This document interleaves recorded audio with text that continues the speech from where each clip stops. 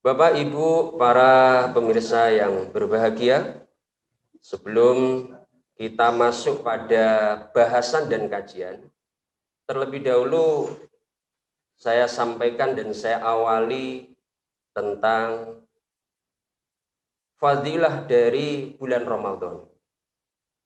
Bulan Ramadan ini adalah suatu nikmat Allah yang agung, yang insya Allah sebentar lagi mudah-mudahan Allah memberikan kesehatan kepada kita semua, Allah memberikan umur panjang kepada kita semua, sehingga kita masih diberi kesempatan oleh Allah bisa menjumpai bulan Ramadan dan bisa melaksanakan kewajiban-kewajiban kita di dalam bulan Ramadan. Bapak Ibu yang kami hormati, bulan Ramadan ini adalah bulan yang istimewa di antara bulan-bulan yang lain. Bisa disebut bahwa bulan Ramadan itu adalah sebagai sayyidus syuhur, sebagai rajanya bulan, bulan yang paling istimewa, bulan yang agung, bulan yang penuh dengan keberkahan. Berdasarkan sabda Rasulullah Shallallahu Alaihi Wasallam, ketika di penghujung bulan Sa'ban, Nabi pernah berkhutbah di hadapan para sahabat. Beliau menyampaikan satu pesan dan motivasi kepada para sahabat pada saat itu dengan suatu kalimat yang menggugah semangat kita untuk menyongsong, untuk mempersiapkan diri akan hadirnya bulan Ramadan. Beliau bersabda, "Ya ayuhan nas, innahu qad adallakum syahrun azim, syahrun mubarak." Beliau menyebutkan bahwa bulan Ramadan ini adalah syahrun azim, bulan yang agung, bulan yang istimewa, syahrun mubarak, bulan yang penuh dengan keberkahan. Fihi lailatun khairum min alfi syahr, bahwa di dalam bulan itu ada satu malam yang paling istimewa di dalam bulan Ramadan itu, yang disebut dengan Lailatul Qadar. Ada satu malam yang ibadah pada malam itu lebih baik daripada 1000 bulan. Yang kedua adalah bulan di mana Allah mewajibkan untuk berpuasa di siang hari dan mensunahkan untuk melaksanakan sholat tatawwu, sholat sunnah di malam hari. Faradallahu siyamahu wa ja'ala qiyama lailihi tatawwu'an. Allah mewajibkan untuk berpuasa di dalam bulan Ramadan dan Allah menjadikan ibadah sunnah di malam hari menjadi ibadah tatawwu atau menjadi ibadah sunnah.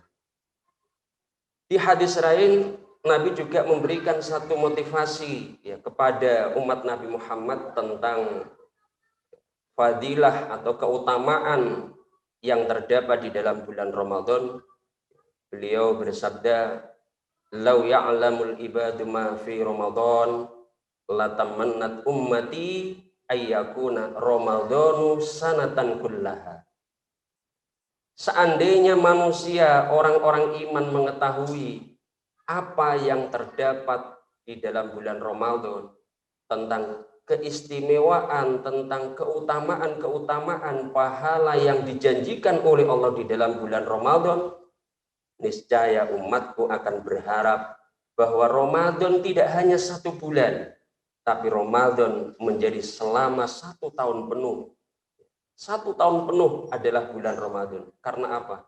Karena kenikmatan-kenikmatan dan juga keistimewaan yang Allah berikan hanya ada di dalam bulan Ramadan.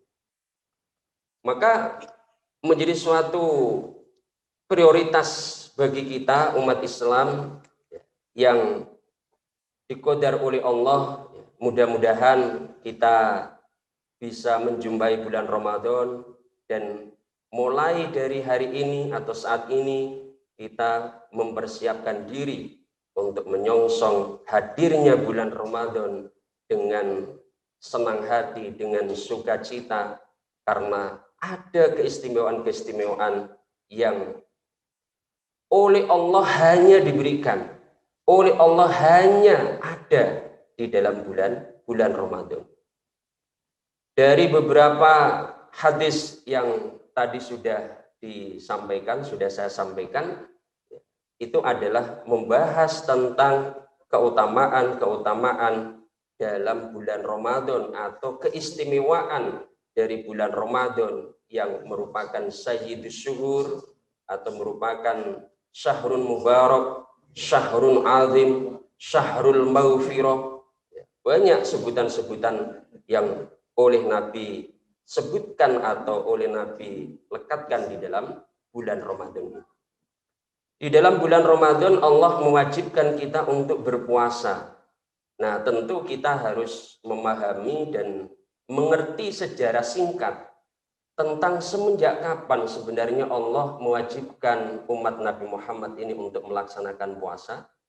Dan sebenarnya puasa ini ritual atau rangkaian ibadah, apakah ini hanya pada umat Nabi Muhammad atau sebenarnya puasa ini juga disyariatkan oleh Allah jauh kepada umat-umat sebelum umat Nabi Muhammad.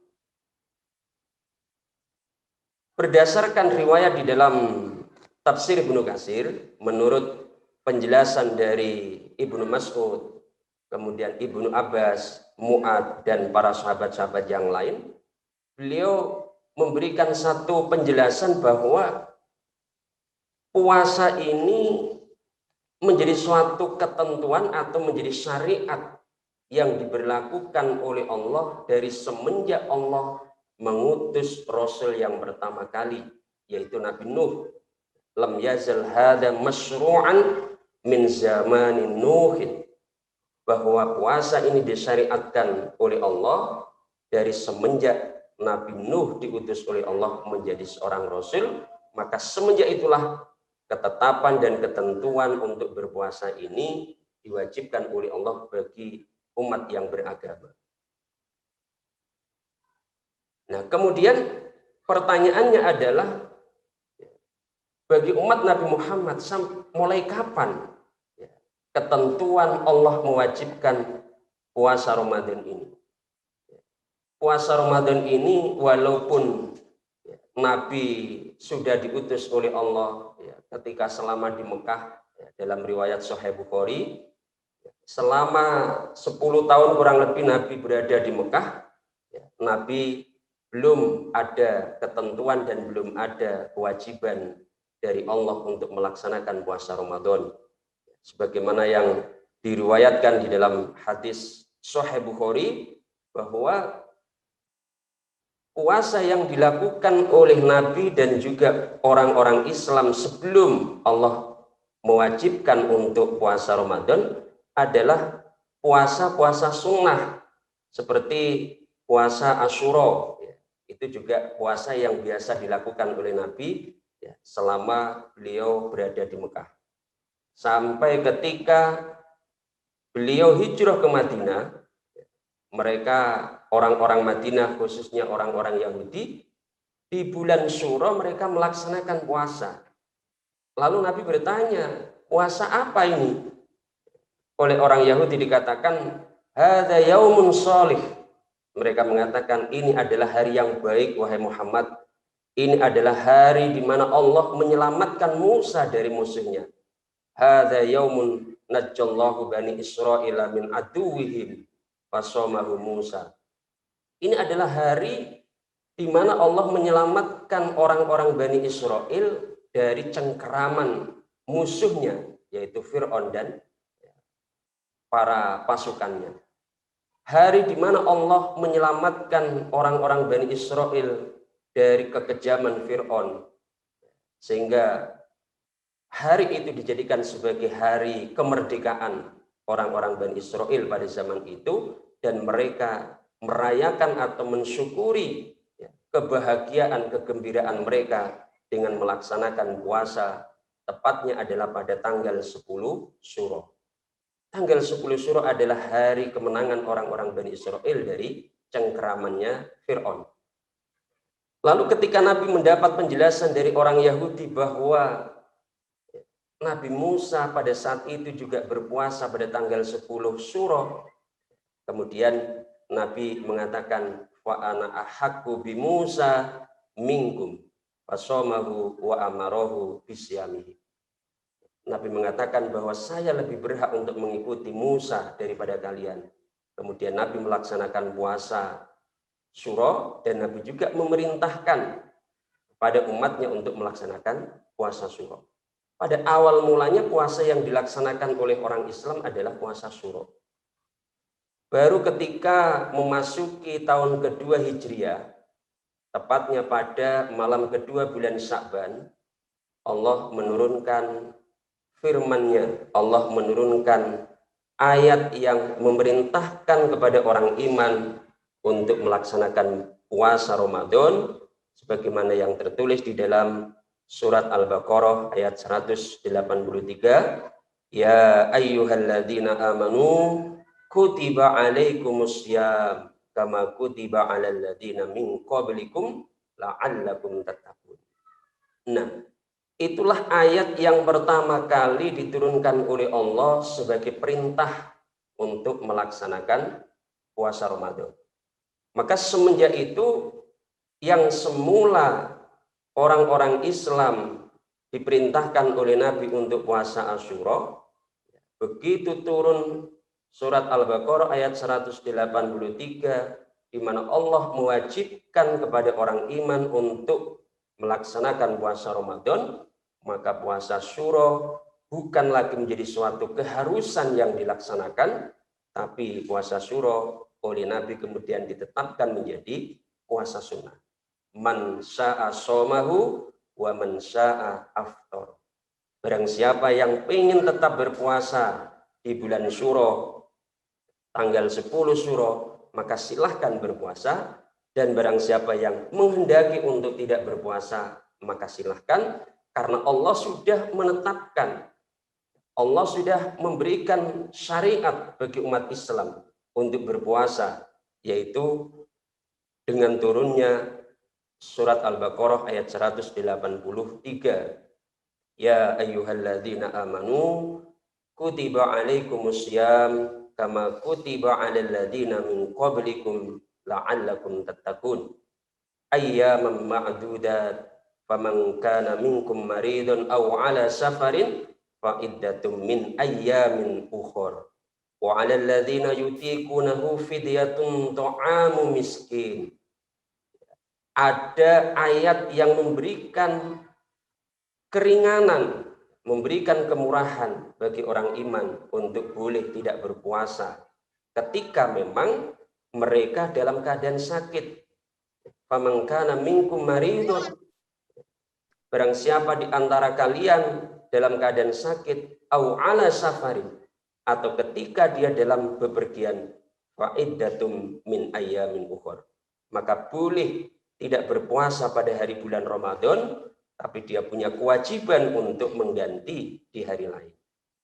Nah, kemudian ayat yang diturunkan oleh Allah yang menjelaskan tentang wa 'alal ladzina yutiqunahu fidyatun ta'amu miskin. Bagi orang-orang yang memang tidak mampu, orang-orang yang tidak kuat untuk berpuasa, boleh tidak berpuasa, yaitu dengan syarat dia harus membayar fidyah ta'amu miskin, memberi orang miskin, memberi makan kepada orang miskin. Nah, ketika awal turun ayat wa 'alal ladzina yutiqunahu fidyatun ta'amu miskin, ayat 184, difahami oleh para sahabat ini menjadi satu pilihan. Bagi orang yang mampu puasa, silahkan berpuasa. Bagi orang yang tidak mampu berpuasa, ada kemurahan. Boleh tidak berpuasa, tapi kemudian dia harus membayar fidyah.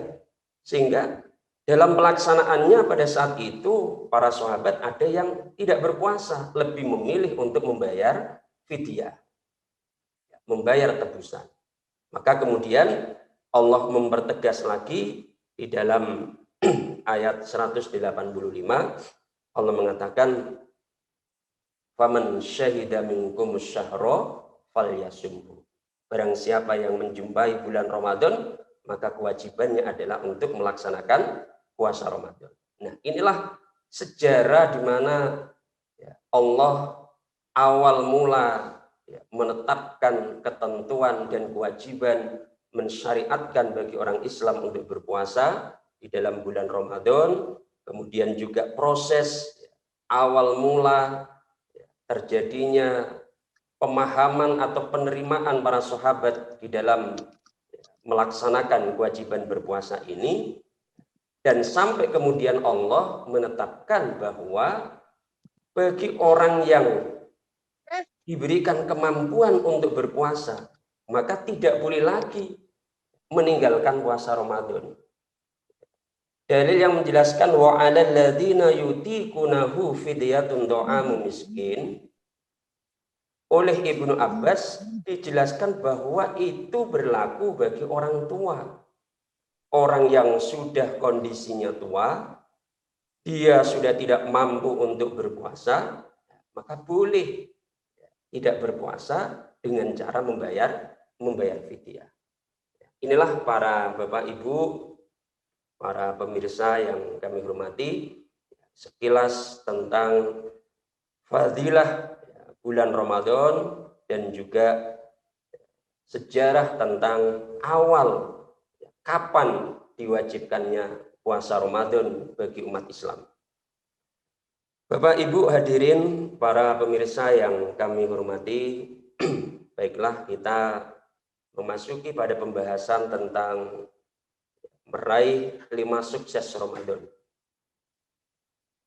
Kesuksesan dan amalan-amalan yang bisa kita raih di dalam bulan Ramadan ini sebenarnya tidak hanya 5 ini saja, tapi masih banyak sekali keutamaan-keutamaan yang bisa kita raih, tapi setidaknya kita memprioritaskan untuk sukses di dalam 5 hal ini. Yang pertama adalah sukses dalam hal puasa. Artinya apa? Jangan sampai puasa Ramadan yang kita laksanakan ini, yang pertama, kita tidak mampu melaksanakan puasa Ramadan karena mungkin kesibukan-kesibukan kita, sehingga akhirnya kita berani meninggalkan puasa Ramadan, atau bisa jadi kita berpuasa Ramadan, kita secara fisik, secara dohir, secara lahiriah kelihatannya kita berpuasa, tapi sebenarnya secara pahala kita nggak dapat. Nah, ini yang perlu menjadi suatu perhatian bagi kita, ya, bagaimana kita berusaha untuk bisa sukses di dalam berpuasa. Kenapa demikian? Karena berpuasa ini yang disebutkan oleh Rasul, bahwa puasa itu tidak hanya sekedar orang itu tidak makan, tidak minum, menahan lapar dan dahaga, tidak.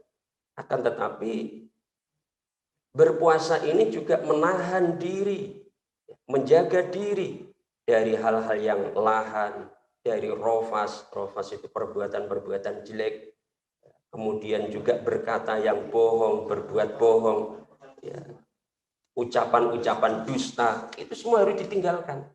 Karena apa? Karena kelihatan secara lahiriahnya kita berpuasa, kita tidak makan, tidak minum, tapi ternyata nilai dari pahalanya tidak bisa kita dapatkan. Karena apa? Karena di dalam hadis Nabi mengatakan, rubba shaimin laisa lahu min siyamihi illal ju'. Banyak orang yang berpuasa, tapi ternyata dia tidak mendapatkan dari puasanya itu kecuali hanya rasa lapar. Jadi kelihatannya orang itu berpuasa, tapi ternyata nilai dari pahala dari puasa itu dia tidak mendapatkan. Maka Nabi mensyaratkan malam yada' qaula zur wal amala bihi falaysa lillahi hajatun fi ayyada ta'amahu wa syarabahu. Nah, orang yang tidak meninggalkan ucapan-ucapan dusta dan dia berbuat dengan perbuatan-perbuatan dusta, dia puasa tapi bohong, dia berpuasa tapi menipu orang, maka kata Nabi, falaisa lillahi hajatun, tidak ada keinginan bagi Allah untuk memberikan imbalan pahala dengan dia meninggalkan makanan dan minumannya. Oleh karena itu, dalam kita berpuasa ini ada hal-hal yang harus kita perhatikan supaya kita mendapatkan pahala puasa yang sempurna.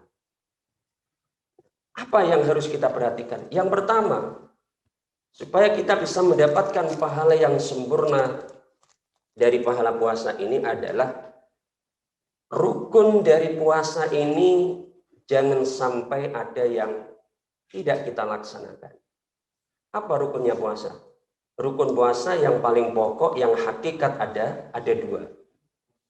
Yang pertama, rukun puasa adalah al-imsak anil muftirat min tulu'il fajri ila ghurubis syamsi. Bahwa yang dimaksud berpuasa secara dohir, secara lahiriah adalah dia tidak boleh makan dan minum, menahan diri dari berbuka, dari makan dan minum, mulai dari keluarnya fajar sampai terbenamnya matahari. Itu rukun yang pertama. Rukun yang kedua dalam berpuasa ini adalah niat harus ditetapkan dari sebelum subuh. Kita harus sudah berniat untuk melaksanakan puasa dari sebelum subuh. Karena apa? Dalam hadis Nabi mengatakan, "Man lam yujmi isyam qabla al-fajri fala syiyam lahu." Barang siapa yang tidak menetapkan niat untuk berpuasa sebelum keluarnya subuh, sebelum keluarnya fajar, fala syiyam lahu, maka tidak ada puasa baginya. Nah, ini dua hal yang menjadi perhatian kita, karena ketika kita mokel, ketika kita makan sebelum terbenamnya matahari, maka gugurlah rukun yang pertama. Atau secara lahiriahnya kita kelihatannya nggak makan dan nggak minum dari mulai subuh sampai maghrib. Akan tetapi kita belum niat di awal sebelum subuh. Kita belum menetapkan niat kita berpuasa, maka puasa kita juga tidak sah. Ini berlaku khusus untuk puasa wajib. Nah, kemudian yang harus kita perhatikan berikutnya adalah hal-hal yang bisa merusak pahala puasa kita. Ada dua kategori atau ada dua hal. Yang pertama adalah hal-hal yang bisa membatalkan puasa kita. Kita punya kewajiban untuk mengganti di hari lain. Yang kedua adalah hal-hal yang membatalkan puasa kita dan kita punya kewajiban untuk mengganti di hari lain, ditambah lagi dengan adanya kafaroh, yaitu denda yang harus dilaksanakan. Apa yang membatalkan puasa kita? Yang pertama, al-aklu wasyarbu amdan. Makan, minum dengan sengaja. Artinya bahwa ketika makan dan minum itu dilakukan karena lupa, sudah menikmati makan nasi padang, begitu tinggal minumnya, baru ingat kalau dia puasa. Nah, kalau dia melakukannya, makan dan minum itu memang benar-benar karena lupa, maka boleh dilanjutkan. Tapi sampai pada batas di mana dia ingat. Begitu dia ingat, tidak boleh diteruskan. Wah, tanggung ini tinggal sedikit. Wah, tanggung ini belum minum. Akhirnya dilanjutkan minumnya. Apalagi pesen lagi dengan soda gembira atau minuman yang lain, ya tentu tidak boleh. Sampai pada batas di mana kita ingat, disitulah kita berhenti untuk makan. Sehingga ada ketentuan bahwa ketika makan dan minum itu karena lupa, maka boleh puasa itu dilanjutkan sampai terbenamnya matahari. Yang kedua, yang membatalkan puasa adalah al-qai'u amdan. Orang yang muntah karena disengaja. Ada dia melakukan sesuatu ya, supaya bisa muntah. Ya, padahal dia dalam keadaan berpuasa. Maka ini termasuk hal-hal yang membatalkan puasa. Tapi ketika ya, muntahnya itu karena tidak sengaja, atau karena mungkin dia sedang batuk atau mungkin sedang mual dan sebagainya, sampai akhirnya kemudian muntah padahal dia berpuasa, kalau bukan karena unsur kesengajaan, maka tidaklah membatalkan puasa. Yang berikutnya yang membatalkan puasa dan mengganti di hari lain adalah al-haidu wan nifas. Bagi wanita yang mengalami haid dan juga yang sedang dalam keadaan nifas. Misalkan bagi seorang ibu-ibu atau seorang wanita muslimat yang melaksanakan puasa, ternyata menjelang asar yang tinggal beberapa saat lagi waktunya berbuka, ya, ternyata bulannya datang, ya, datang bulan, ya, keluar darah haid, maka saat itu dihitung puasanya batal. Dia harus mengganti di hari lain. Lalu pertanyaannya bagaimana dengan puasa yang dari pagi sampai asar itu? Tentu dari nilai pahala, Allah memberikan pahala dari setiap kebaikan yang dilakukan oleh hambanya. Kebaikan itu tetap akan ditulis oleh Allah. Tapi tentang kewajiban, tidaklah menggugurkan kewajiban karena dia mengalami haid ya, di siang hari. Yang berikutnya yang termasuk bisa membatalkan puasa kita adalah yang disebut dengan al-istimna.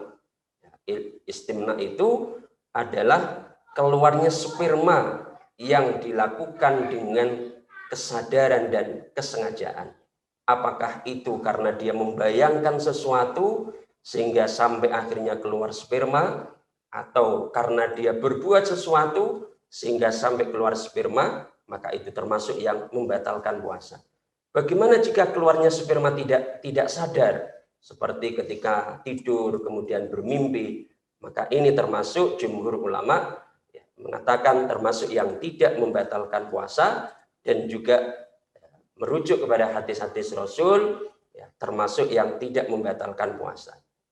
Kemudian juga ada amalan-amalan yang dilakukan dalam keadaan berpuasa itu hukum puasanya batal, dia harus mengganti puasa di hari lain.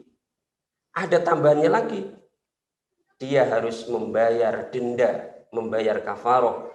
Ya, sebagaimana yang diriwayatkan dalam hadis riwayat Sahih Muslim, ada seorang laki-laki yang datang kepada Nabi, lalu dia menyampaikan kepada Nabi, halak ya Rasulullah, aku rusak wahai Rasulullah, aku rusak wahai Rasulullah. Wa ma ahlakaka, apa yang merusak padamu?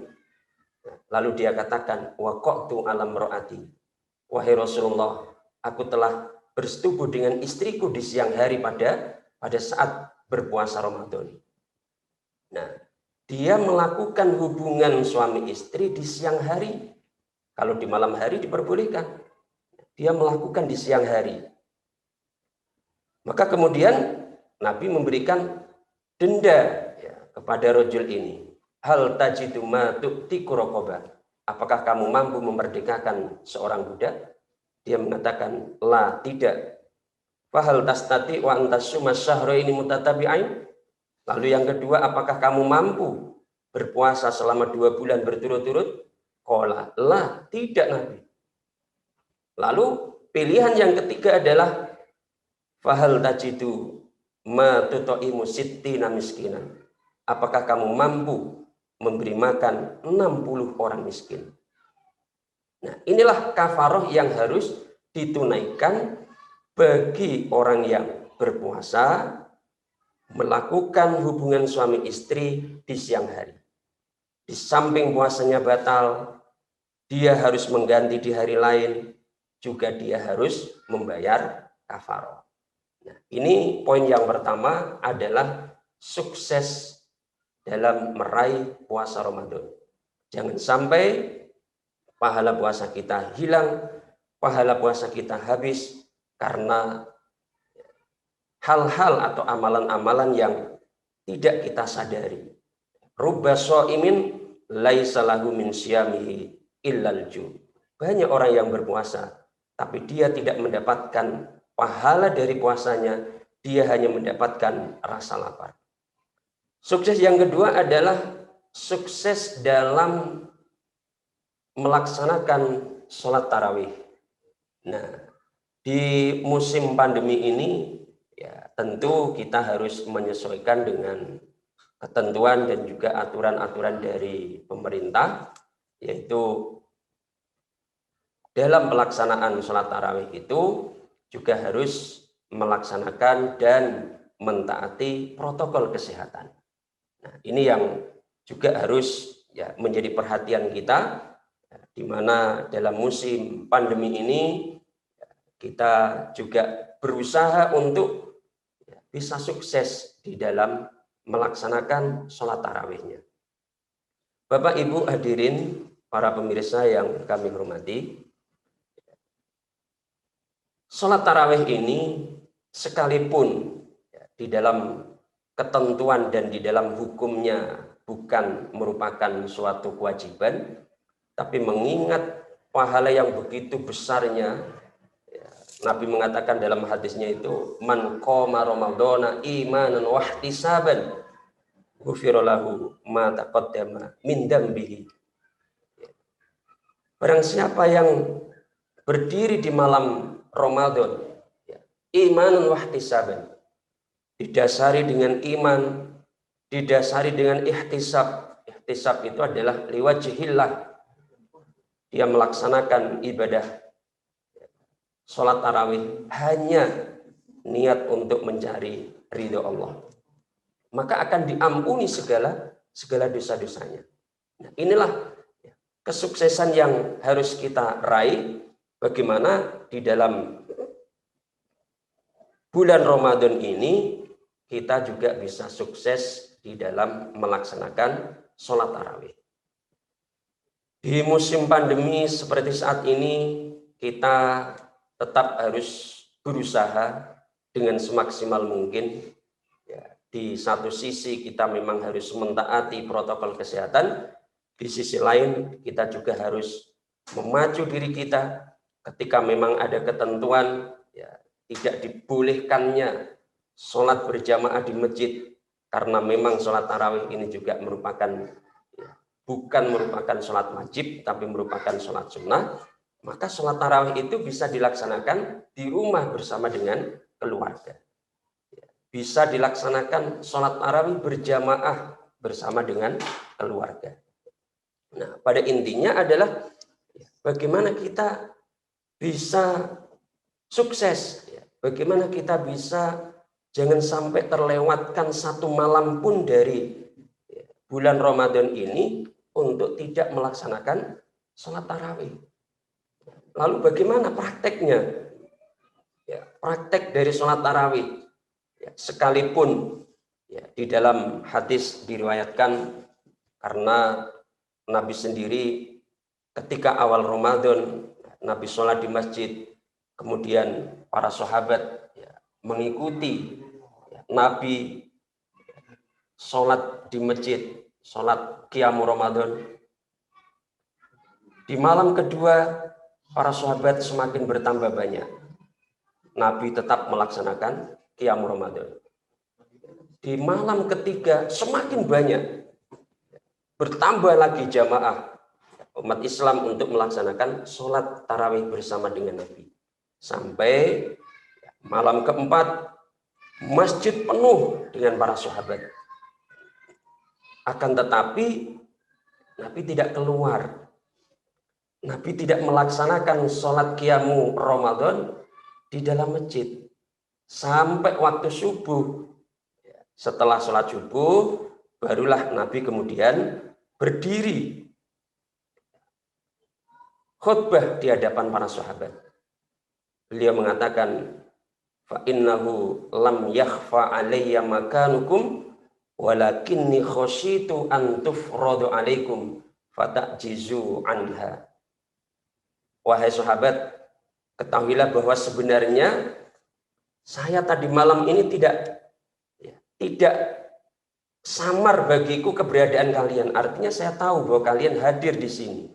Tapi saya tidak keluar untuk melaksanakan qiyam Ramadan karena saya khawatir kalau ini dilaksanakan secara terus-menerus maka kemudian ini menjadi sesuatu yang diwajibkan oleh Allah kepada umat Nabi Muhammad atau kepada umat Islam yang akhirnya fatajizu anha. Kalian akan lemah, kalian tidak akan mampu untuk melaksanakannya. Nah, oleh karena itu, di malam keempat Nabi tidak keluar untuk melaksanakan qiyam Ramadan. Di malam kelima dan seterusnya sampai akhir Ramadan Nabi tidak melaksanakan qiyam Ramadan. Sampai Nabi wafat, qiyam Ramadan tidak dilaksanakan lagi secara berjamaah. Kemudian setelah Nabi wafat bergantilah Abu Bakar. Selama masa kekhalifahan Abu Bakar belum berijtihad apapun tentang pelaksanaan sholat tarawih. Sampai ketika pada masa kekhalifahan Umar, kemudian Umar melihat orang-orang iman di malam hari Ramadan di masjid yang di ujung sana melaksanakan sholat sunnah, yang di ujung sana melaksanakan sholat sunnah. Lalu kemudian pada saat itu Umar berijtihad. Alangkah indahnya, alangkah baiknya seandainya sholat yang dilaksanakan yang sebenarnya prakteknya sama, tapi dilaksanakan oleh masing-masing ini kemudian dikerjakan secara berjamaah. Maka kemudian pada saat itu Umar menunjuk seorang yang ahli di dalam membaca Al-Quran yang bernama Ubay bin Ka'ab. Ubay bin Ka'ab ini adalah orang yang terkenal ahli dalam membaca Al-Quran. Dia perintahkan untuk menjadi imam. Hai Ubay, aku perintahkan kamu untuk menjadi imam sholat tarawih. Maka kemudian sholat tarawih dilaksanakan secara berjamaah. Dari semenjak itulah ijtihad Umar, sholat tarawih dilaksanakan secara berjamaah. Lalu pertanyaannya, apakah itu bisa dijadikan sebagai dasar untuk melaksanakan sholat tarawih berjamaah sampai saat ini? Maka yang harus kita fahamkan diri kita bahwa apa yang menjadi ijtihad Umar ini, walaupun pada zaman Nabi tidak melaksanakan secara berjamaah, tapi bukan berarti sholat qiyam Ramadan ini tidak dilaksanakan oleh Nabi. Nabi tetap melaksanakan qiyam Ramadan, akan tetapi Nabi tidak melaksanakannya secara berjamaah, tidak mensyariatkannya secara berjamaah. Barulah kemudian ijtihad Umar. Nah, apakah cukup merujuk atau berpegangan kepada pendapat Umar? Tentu kita merujuk kepada sabda Nabi, fa'alaikum bisunnati wa sunnatil khulafa'ir rasyidin al-mahdiyyin atau al-mahdiyyin ar-rasyidin. Tamassaku biha wa adu 'alaiha bin nawajid. Kita boleh menjadikan ijma atau kesepakatan ijtihad dari Umar karena Umar adalah termasuk bagian khulafa'ur rasyidin al-mahdiyyin, boleh dijadikan pegangan untuk beribadah. Belum lagi jaminan yang diberikan oleh Nabi kepada Umar. Innallaha wada'al haqqa 'ala lisani Umar yaqulu bi. Allah meletakkan kebenaran pada lisannya Umar dan Umar mengatakan dengan kebenaran itu. Nah, kesuksesan yang kedua di dalam upaya untuk meraih pahala dari sholat tarawih ini jangan sampai tersia-siakan dengan kondisi yang sekarang ini kita alami. Dalam kondisi yang penuh keterbatasan ini, kita tetap harus berusaha bagaimana supaya bisa melaksanakan sholat tarawih. Lalu yang ketiga adalah kita berusaha untuk bisa sukses di dalam membaca Al-Quran. boleh mempunyai target untuk menghatamkan Al-Quran dalam 1 bulan. Nah, kalau target 1 bulan hatam, maka 1 juz dalam 1 hari. Kalau target 1 bulan hatam 2 juz, 2 kali, maka dalam sehari usaha harus bisa hatam 2 juz. Nah, namun target untuk menghatamkan Al-Quran boleh, akan tetapi ketentuan-ketentuan yang harus kita perhatikan di dalam membaca Al-Quran, yang pertama adalah bahwa Al-Quran itu harus dibaca dengan tartil. Warattilil Qur'ana tartila. Warattilil Qur'ana tartila. Tidak boleh membaca Al-Quran dengan tergesa-gesa. Yang kedua, membaca Al-Quran harus sesuai dengan tajwid. Laisa minna man lam yataghanna bil Qur'an, kata Nabi dalam Sahih Bukhari. Bukanlah golonganku, kata Nabi, orang yang tidak mendengungkan di dalam membaca Al-Quran. Artinya, di dalam membaca Al-Quran tidak sesuai dengan tajwid.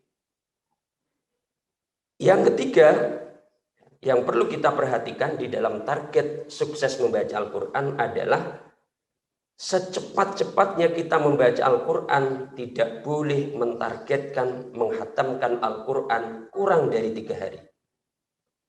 Berdasarkan sabda Rasulullah Shallallahu Alaihi Wasallam, la yafqahu man qara al-Quran fi aqalla min salas. Tidak dikatakan orang yang faham atau tidaklah bermanfaat bacaan Al-Qurannya itu kalau dia menghatamkan Al-Quran kurang dari 3 hari. Maka maksimal hatam 3 hari sekali. Lebih dari itu tidak boleh.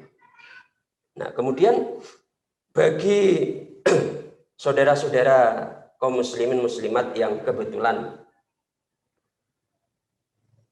diqadar oleh Allah belum mampu lancar membaca Al-Quran, apa yang dilakukan? Tetap berusaha untuk bisa membaca Al-Quran dengan baik, membaca Al-Quran dengan benar, karena ada jaminan dalam hadis Rasulullah Shallallahu Alaihi Wasallam, walladzi yaqra'ul Qur'an wa yatata'ta'u fihi wa huwa syakkun falahu ajroni. Orang yang membaca Al-Quran dia berat, dia tidak lancar di dalam membaca Al-Quran, tapi dia terus berjuang untuk bisa membaca Al-Quran.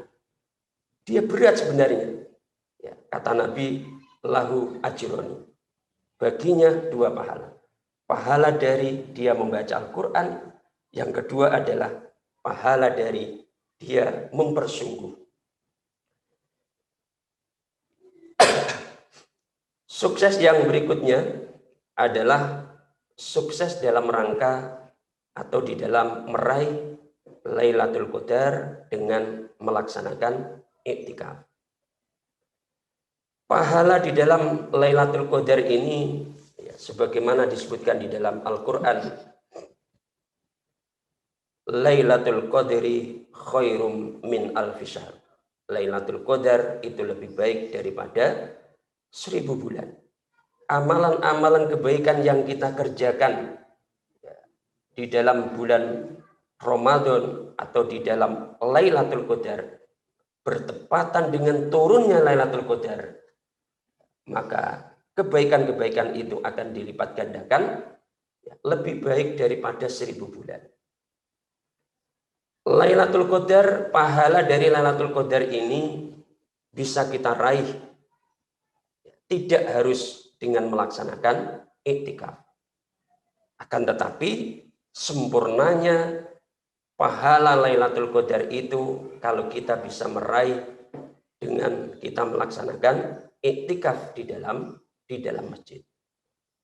Kita mengepolkan ibadah, kita mengepolkan membaca Al-Quran, kita mengepolkan membaca zikir, mempersungguh di dalam beribadah dalam rangka untuk meraih Lailatul Qadar. Yang terakhir adalah bagaimana sukses dalam meraih zakat fitrah.